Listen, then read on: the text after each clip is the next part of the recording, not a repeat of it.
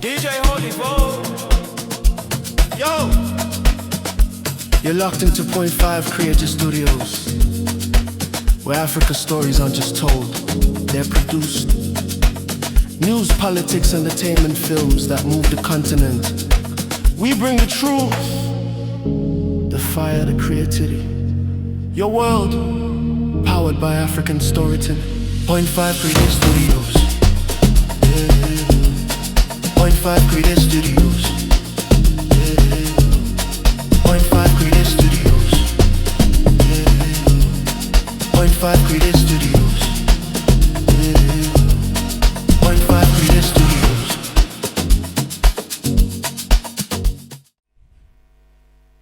Vakomana nyaya yandauya nayo panapa ihombe. Inoda usina kwauri kumhanyira, gara pasi, utore tea yako, utore kofi yako, tora bhiya rako, tora mvura yako, tipinde munyaya iyi. Handinonyanyotambisa nguva ndichitenderera, rega ndingoti njoo mugare maziva zviri kuitika mubato reZanu-PF as we speak, zviri kuitika kumba kwava Munangagwa, hondo iriko as we speak. Ma1 ayo. Handitori nangana nguva yekukumhorosai. Ndambokumhorosai kune mamwe mavidhio, saka zvamanje tungofambira nyaya iri kupisa hot, nyaya tauya nayo pano pachitubu checontent. Let's start from the beginning.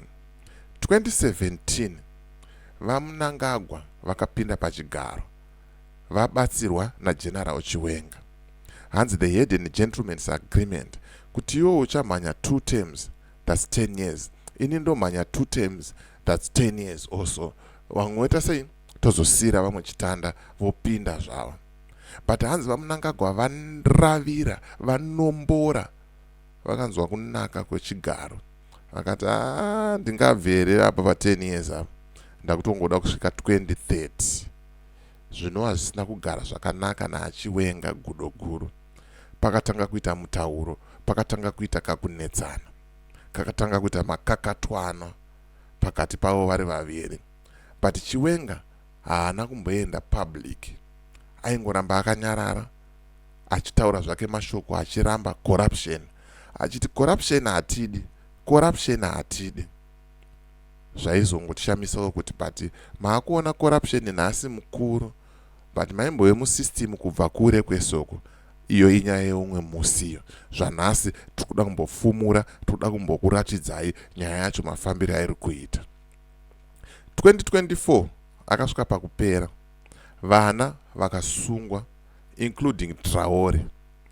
But ndoda kuti ndikuudzei, and I'm going to use Traore as an example because ndiye munhu anonyanyozikanwa. The reason why Traore abuda right now inyaya yekuti Chiwenga navaMunangagwa vakagara pasi, vakaonesana, vakabvumirana kuti vaMunangagwa vosiya here toenda kuma-elections 2028. Aiwa, havana kudaro. Munangagwa ari kutonakirwa nekuramba achinombora upfumi hwenyika, achichachura poto yeupfumi hwenyika. Saka arikuda kuramba achirova kusvika 2030. Paanozosvika 2030, matwins apfana vake vanenge vati sambukei. But asati takuda kutaura zvedu izvozvo, tikuda kuti sei, tikuda kumbopfuurira mberi. Rambai makateerera kuri kuenda nenyaya. Right, Munangagwa achanga aripo 2030, but anenge aani. Vanenge va king, vanenge va mambo, king munhu mutapa. Then ko Chiwenga achazenga kuita sei? Chiwenga achange ZANU-PF party president. ZANU-PF party president. Mukuitika kwehurukuro iyi, hazvina kumira zvakanaka, hazvina kugara zvakanaka kune munhu akaita saTagwirei. Tagwirei anga akaisa mari, Tagwirei anga akatengera vanhu mota, Tagwirei anga atori neurongwa hwekuti ndini ndichapinda ndomhanya chino. But hanzi zvakona n'anga murapwa achita sei, achida. Saka Tagwirei azvimba kudaro, aenda akanogara pasi naEmerson Jr. Mnangagwa. Sezvamunoziva mese, Emerson Jr. Mnangagwa haasiriye ana amai varipo, amai vematwins ava. Saka Tagwirei akuisa mari kuna Emerson Jr. kuti Emerson Jr. zviri nani utore chinhu, ukatora chinhu inini I stand a better chance yekuzoita chi a VP. Emerson Jr. right now ari kuenda kutraining, leadership training iri kuprovidwa nani, iri kuitwa naHubert Angel. Now zvakuchimeka sense nyaya yechiprofita chake chekunyepa chiya. Muri kunzwa nyaya dzacho. Tagwirei atsamwa kuti ndinenge ndakashandiswa panapa, ndikabuditsa mota, ndikabuditsa mari, ndikaswera ndichimhanya-mhanya, but kosei zvakadai so zvaakuitika. Zviri nani Emerson Jr. utore. Mai Mnangagwa vakatotsamwa, vakazvimba, havasi kuda kuti Emerson Jr. apinde because haasi mwana wavo. Vari kuti kana zvakadaro ndipei inini ndiende paUVP, Chiwenga ngaabve.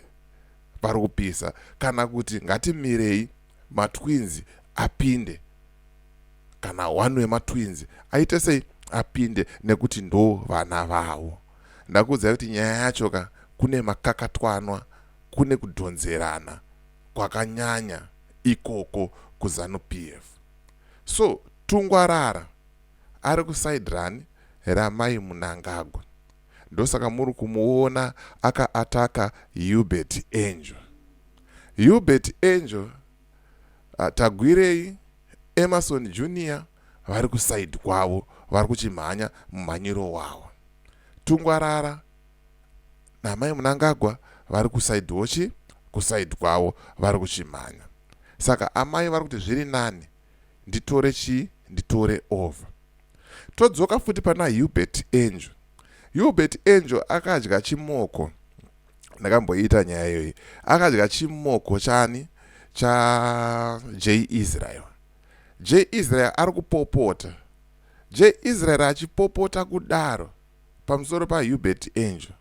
J Israel anotamba naprofeti Ed Branson.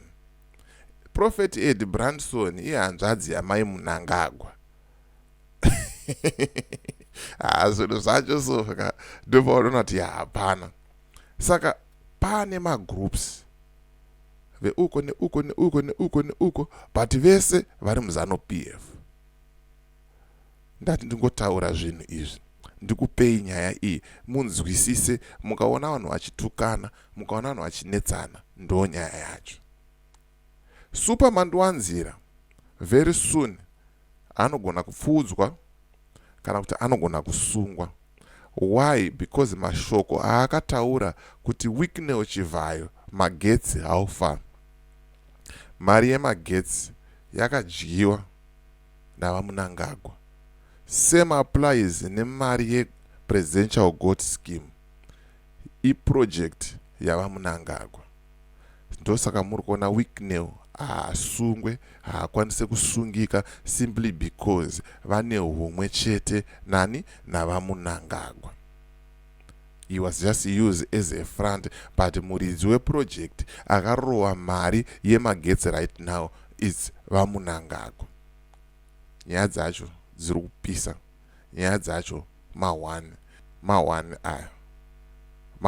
zvekutodaro, ndo nyaya dzacho, ndo zviri kuitika. Ndosaka muri kuona pane kudhonzerana kuri kuitika ipapa. Masides acho aripo ndiayo andakuudzai. As for me, DJ Oli, and the rest of the crew behind the scenes, it is bye for now. Let's meet in the next video.